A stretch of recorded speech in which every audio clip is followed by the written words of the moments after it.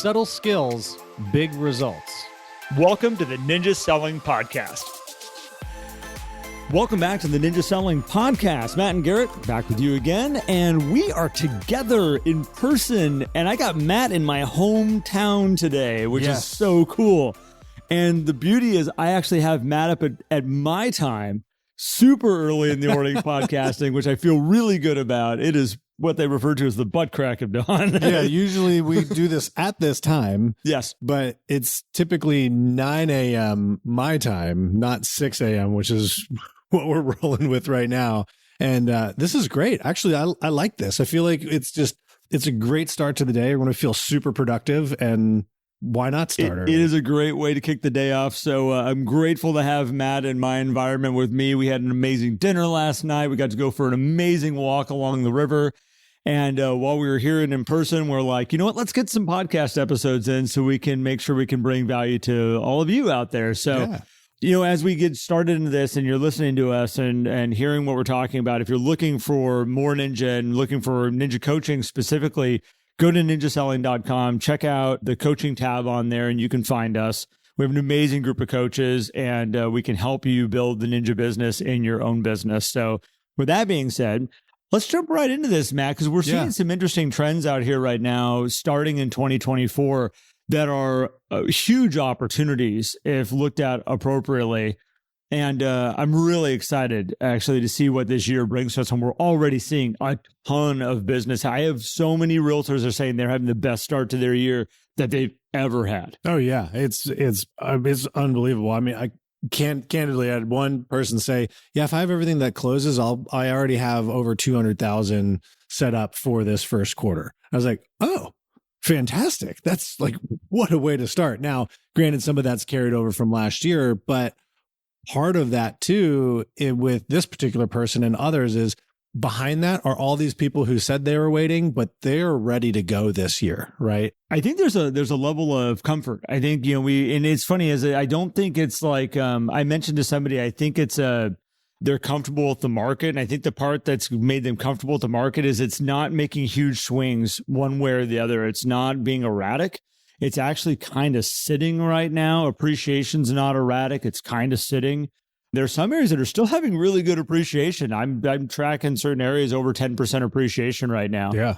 And through 2023, we saw over 10% appreciation in a lot of areas. Yeah. But it's not erratic. And that's the thing. When things are erratic, it freaks people out because they don't know what to expect from one point to the next. If you were walking down the street and somebody was walking towards you nice and peacefully and calm, you would walk past them and be like, hey, like, how's it going? And you would just pass each other. If they're acting erratic and you see them coming from a distance, you clear the sidewalk and you move to the other side of the street. And you're like, I don't know what's going on with that person, but I'm staying way away from them. I'm going over here. And that is what I'm talking about. Like right now, we're all walking down the street going, hey, like, it's comfortable. It's easy. We can work with this. And it's causing a lot of real estate to happen. But 2023 messed with a lot of realtors out there. And we saw a lot of realtors leave the business. We saw a lot of realtors say, I don't want to do this anymore. We saw a lot of realtors say, I'm going to go get a part-time job. I can't just do real estate now, which has created an interesting scenario of a lot of clients out there going, I don't have my person to talk to, or I don't have a place that I can go to. And Matt, this is what we're seeing. I think it's an interesting time. It is. I mean, and I was kind of surprised by it. I mean, we knew that there would be people leaving the business in 23. But when I started seeing the posts at the end of the year and people like, good riddance to 23, you know, 24 is going to be better, you know, new me and all this, which happens every year. Yeah. But the level of it, I was actually a little surprised. I was like, well, but there were some people who had great years in 23, but the facts are the facts. Transaction volume was down from the prior year. And of course, that's going to leave a lot of agents, you know, go kind of like, And I think some agents just got burnt out and wanted to kind of coast into the new year. And so now we have these orphaned clients that we're talking, you know, basically mentioning, which are, I'm kind of classifying those, Garrett, as people who were in the game at some point in 23, maybe even 22. Yep. Who put their search on hold for whatever reason, put their home sale on hold. Which a lot of people, by the way, put their stuff on hold because they were like, I can't deal with this. Yeah, there was financial pressure, obviously with the interest rates and just confusion. But what we're seeing, what we were just talking about, is a lot of those people are coming back and getting ready to go.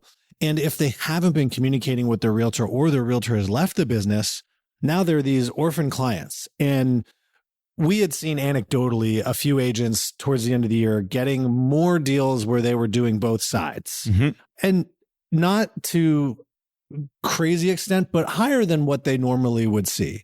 And what we heard is these were people who just didn't have their realtor anymore, showed up at an open house or saw a house online and was like, I would like to go see that, and reached out to listing agent. All of a sudden this deal comes together. Yeah. And I think we're going to see a lot more of that in this, particularly this first and second quarter. That's what got my attention early in this year. And I say early in this year, like a couple of weeks ago, because we're really early in this year. But really, it is only a couple of weeks. I know. Time's an interesting thing. But what I started to watch was I had a lot of coaching clients that were going like, wow, I just double-sided this, I double-sided that, I double-sided this. And when I'm coaching people, I just kind of look for patterns all the time. And there are certain times that you watch one person and you're like, yep, like that's kind of their world right now. Or maybe that's something's going on that's causing that. And then I'll go to my next coaching call and go, okay, am I seeing that pattern here? And I really try not to create the pattern. And it's a hard thing because you want to ask, like you want to dive in and be like, so like, let's dive into this. And then you can create the pattern by just looking for it sometimes. Planting the seed. Yeah. And so you got to be real careful about that. But if you start to see the pattern come up enough, then I get to the place of like, all right, now I'm going to start asking. Now I want to see if we're going to see it even more. And that's what started to happen. And we started to talk about like, why, like what is causing that? What are we seeing right now? And I've been having this kind of thought of like, there's a lot of what I refer to as soft business happening out here. And I think we've talked about it on our episodes here, and maybe I haven't because I have so many hard conversations with so many people, but there's a lot of soft business happening right now.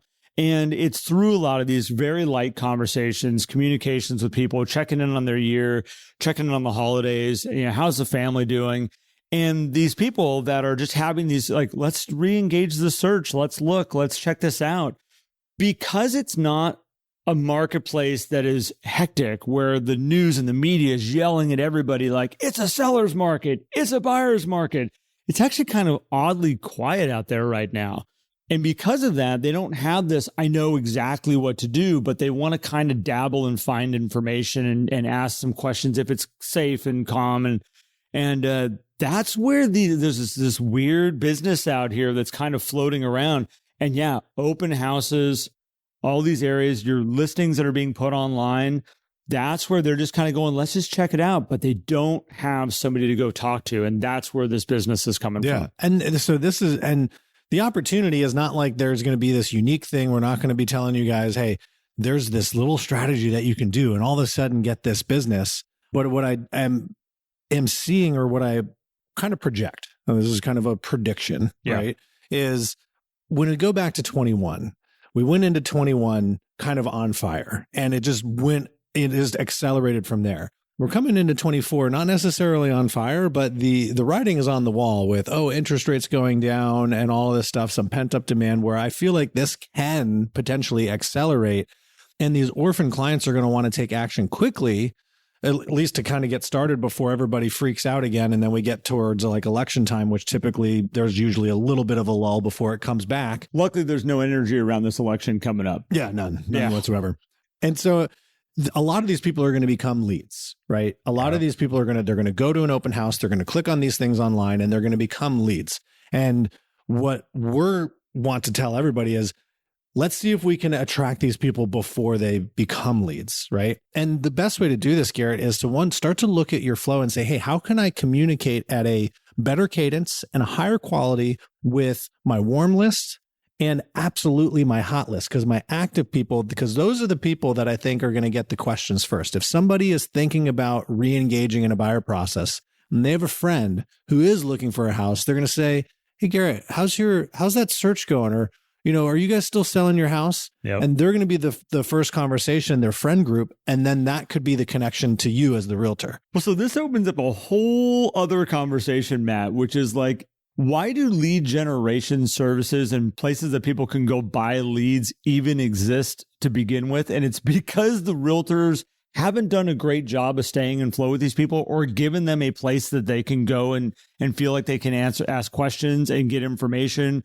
easily without being sold, pushed, try to be closed, whatnot.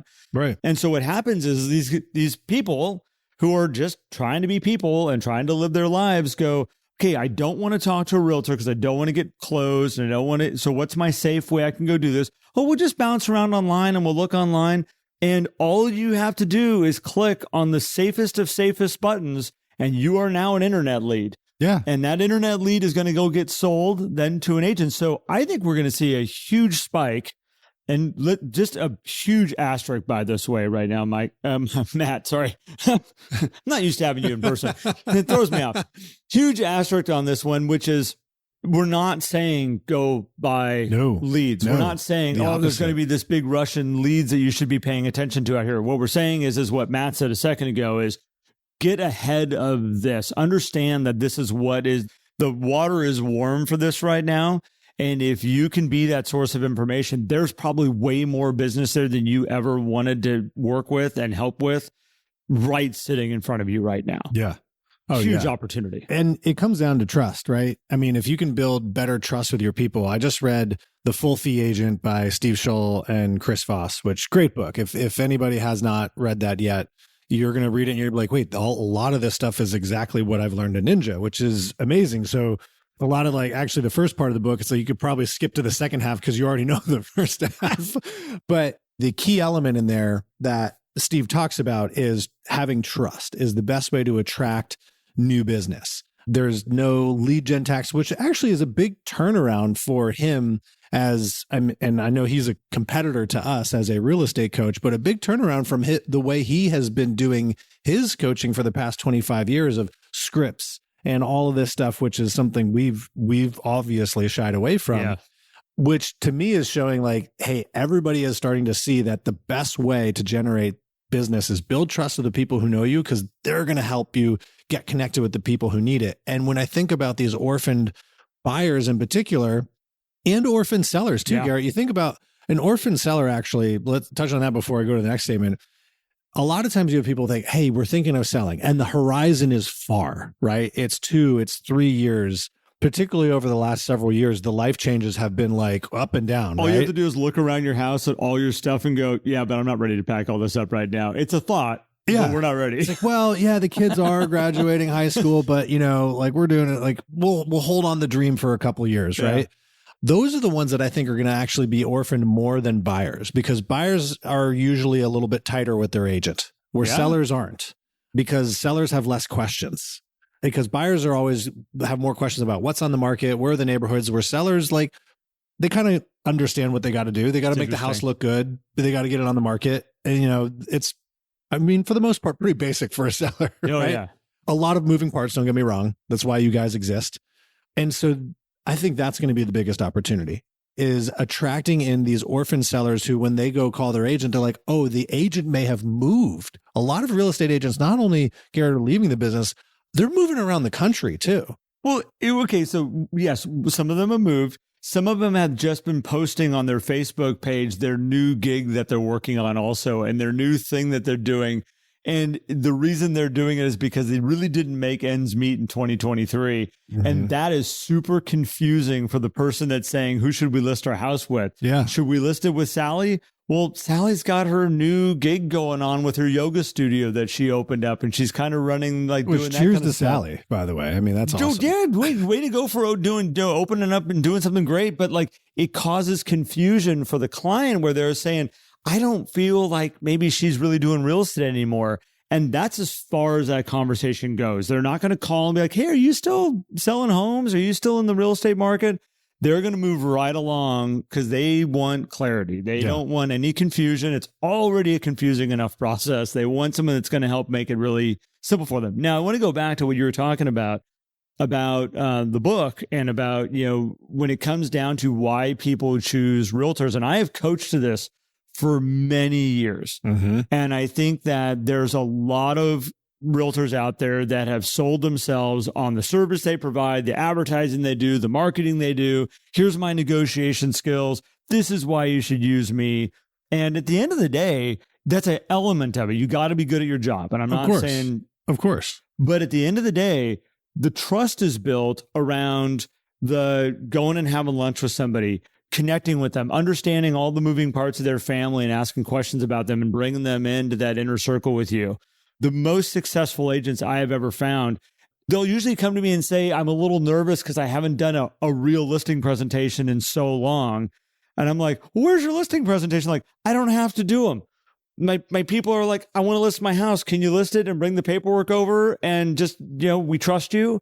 Like, that's a whole different level of business. It is. And I coach to that. I've always coached to that. Be really good with your business, but that level of trust and the relationships is what you have to focus on first. And that's where this market was going to reward you tenfold over and over and over right now. And that's where, as I said earlier, we're not saying go buy leads. What we're saying is that get the conversations going before they turn into leads. Yeah, absolutely. And I think the key to that is getting in person. Yep. And this is where, so instead of thinking about, how can I contact more people? Look at your database and find who are my top people that I need to have a better frequency with.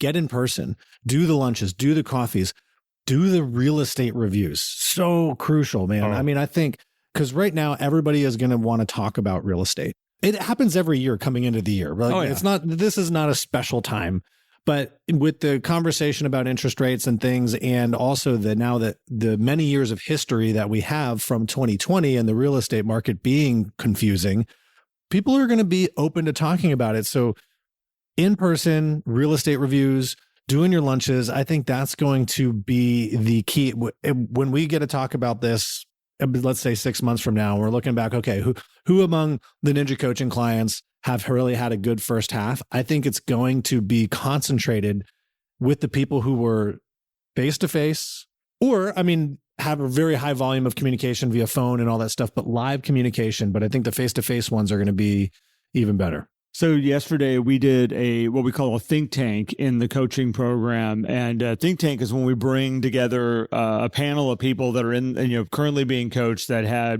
they have a system usually that they've mastered or something that they're really having massive success with, and we use that panel to help grow the rest of the coaching program, which we coach about 600 people around the United States. So it kind of helps them all learn from each other and grow internally. And yesterday, I decided we should do one on people that specifically had their best year they ever had in 2023, because that was not what everybody experienced. Yeah. There's a lot of good years, and there's a lot of years where people are like, good riddance, we need to let that go. And there's a lot of people that said, I'm out. But it was really interesting in bringing them together and really dissecting what made them have their best year ever. And of course, these are ninjas. So very fun and great to see that there wasn't this big outside the box of like, oh, I did this crazy thing. It was really simple. And all of them were very much small group gatherings, face to face, lots of lunches, lots of phone calls, real estate reviews. And you sit there and you go like, I was kind of like thinking about it from the client's standpoint that we coach, going, I thought I was going to come on here and get some like amazing nugget of something new I could take and learn. And we get that in coaching a lot, where a lot of people come in, they're like, you got something new for me? Like something like different. Yeah. And everybody didn't get any of that at all. Nothing new. Nothing new. And here's like the people that had their best years ever. And we're talking one of them, $1 million in GCI last year. Yeah. Up from the year before. And you look at that, first time, I think, crossing $1 million for him. Yeah. You look at that and go like, okay, let's not go too crazy here. Let's know what works. Let's understand what works. And you're right, Matt. It is face-to-face communication, being in relationships across the board. Keep it simple. Yeah. That's the name. So, I think we'll wrap it up with this is, if you are getting the distraction, the shiny object syndrome of this is going to be the new thing this year, and this is how you can attract these leads in, you guys have a business plan. Don't fall into the trap. Be in flow with your people. You're going to get connected to the people who need your help and who want a trusted advisor, because the consumers have seen the last several years. They know that having an advisor is going to be a really good thing for them. I mean, even the NAR profile home buyers and sellers that was released in November showed that people who use a realtor was up from the prior year. I mean, still it's over 90%. So you'll get connected with those people. Just be in flow with your people. Don't get stuck in the rut of like, oh, let me try to do this new advertising thing. Be in flow. That's going to be, you're going to capture these orphan people. You're going to be like, wait, where are these people coming from? Because that's what we're already hearing. Already there. That is already taking place. We're not trying to predict anything. We're just stating what's already going on. Yeah, exactly. So, well, cool, man. I mean, guys, get out there, be in flow. If you haven't planned your week yet, use this episode as your catalyst to get you to look at your calendar, look at your database, plan your flow, and go talk to your people. Well, thanks, Matt, man. I was hoping as we'd be sitting here, the sun would start rising, but it's still dark. This is what happens when you do this early in the morning. Well, this is amazing. Well, guys, thanks so much for joining us. Garrett, thank you, as always.